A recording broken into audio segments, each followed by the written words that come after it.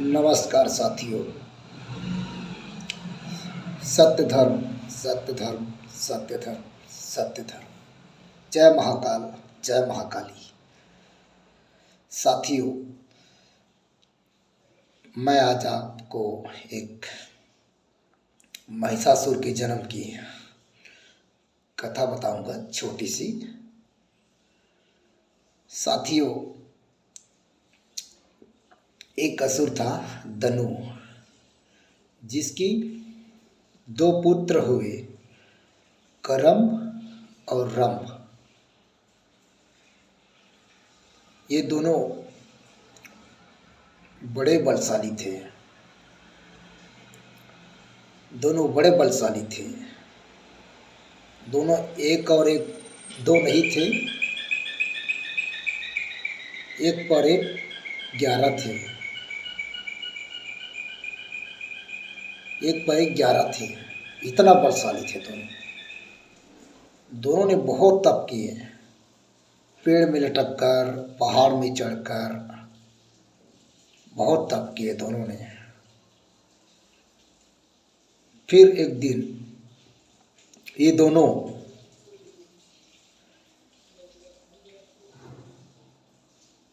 करम और रम, करम पानी के अंदर बैठकर तप करने लगा, पानी के अंदर, और रम पहाड़ की ओर चला गया, पहाड़ के ऊपर बैठकर वो तप करने लगा। तो फिर इंद्र सोचने लगा, ये करम तो पानी के अंदर बैठकर तप कर रहा है, ये मेरी सिंहासन को छीन ना ले, मुझे इसका भय है। तो इंद्र ने क्या किया, वो मगर बनकर, मगर बनकर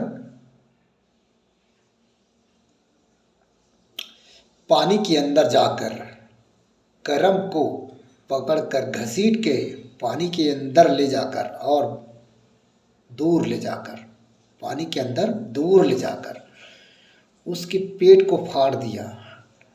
फिर करम की मृत्यु हो गई।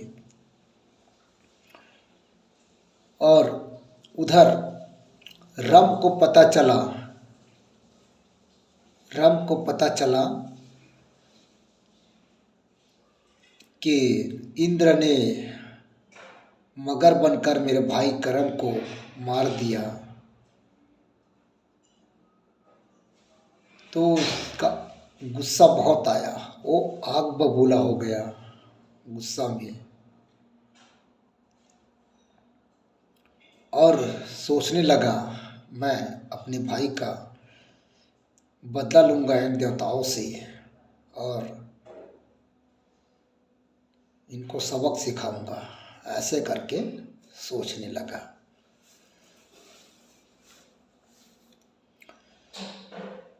तो फिर वो बहुत तपस्या किया, पहाड़ों के ऊपर बहुत लंबे समय तक तपस्या किया।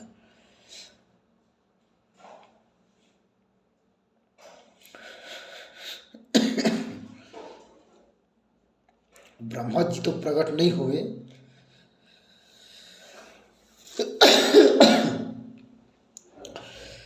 ब्रह्मा जी प्रकट नहीं हुए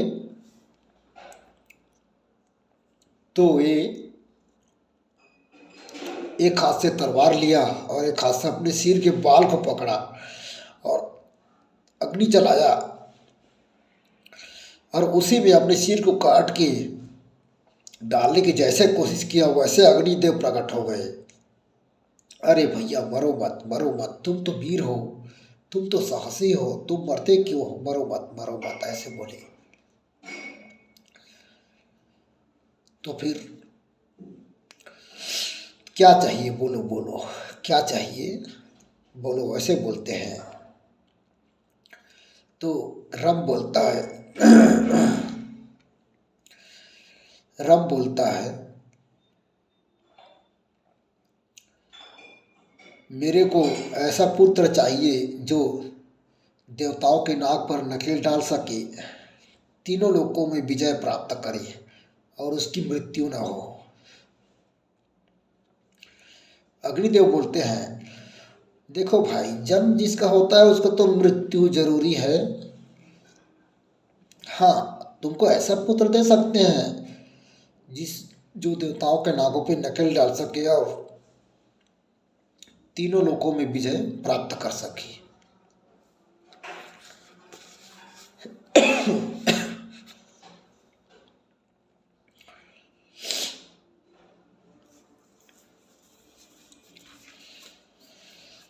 तो ठीक है बोलते हैं, वो पुत्र दे दो ऐसे बोलते हैं। तो अग्निदेव बोलते हैं, अरे भैया, खाने की जो चीज़ थोड़ी है तुरंत नहीं मिलेगा, थोड़ा टाइम लगेगा, थोड़ा टाइम इंतज़ार करो। तो कैसे कैसे मिलेगा ऐसे बोलते हैं राम। तो बोलते हैं अग्निदेव कि तुम यहाँ से जाओ और जिस भी नारी को सम्मोहन काम के बहाना से देखोगे, उसी से वो वीर पुत्र का जन्म हो जाएगा।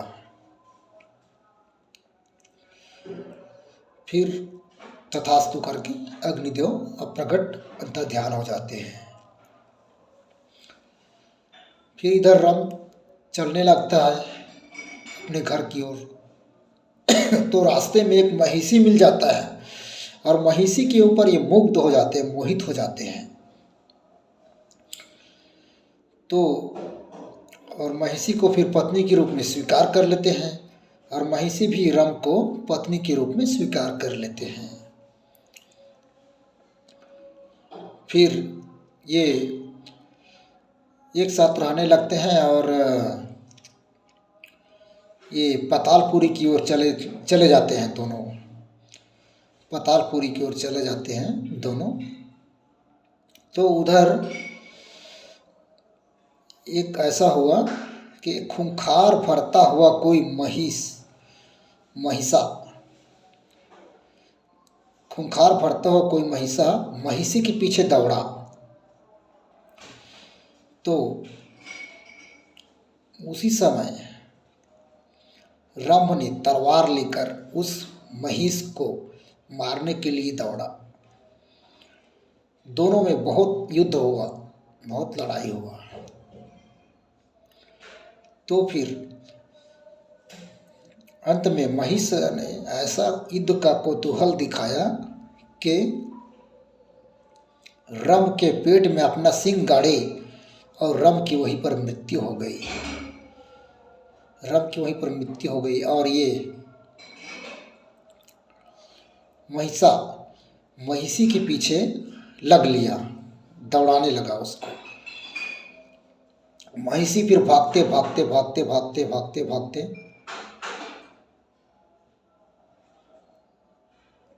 भागते भागते भागते भागते ये और जो गंधर्व है उसके यहाँ पहुँच गए, गंधर्व के यहाँ। वो बोले गंधर्वों को, बचाओ बचाओ मुझे महिष, बचाओ बचाओ मुझे महिष दौड़ा रहा है। तो गंधर्व सब युद्ध में उतर के आए और महिष को घेराव कर लिया और उसको तलवार से, भाला से करके उसको मार दिए। फिर महिषी रो पड़े कि मेरे पति रंभ का मृत्यु हो गया है, उसके शव ला दो, आप लोगों से मेरा प्रार्थना है। ऐसे करके महिषी गंधर्वों के सामने प्रार्थना किया कि मेरा पति का मृत शव ला दो, मैं उसके साथ सती होना चाहती हूँ। ऐसे करके महिषी, तो गंधर्वों ने उसका पति का शव ला दिया और महिषी ने लकड़ी इकट्ठा करके उसमें आग लगाई। और जैसे महिषी छलांग लगाई अपने पति के साथ सती होने के लिए, उसी समय दहकते हुए अग्नि से 2 पुत्र प्रकट हो गए। महिषी से 2 पुत्र प्रकट हो गए, जिसका नाम, एक का नाम महिषासुर था, एक का नाम रक्तबीज था। एक का नाम महिषासुर था, एक का नाम रक्त बीज था। हे साथियों, महिषासुर की जन्म की कथा यहाँ तक है। और महिषासुर ने एक छत्र राज किया, बड़ा योद्धा था, बलशाली था। एक छत्र राज किया महिषासुर ने, ये तो आपको पता ही है। हाँ, ये तो माँ की कथा है, माँ की।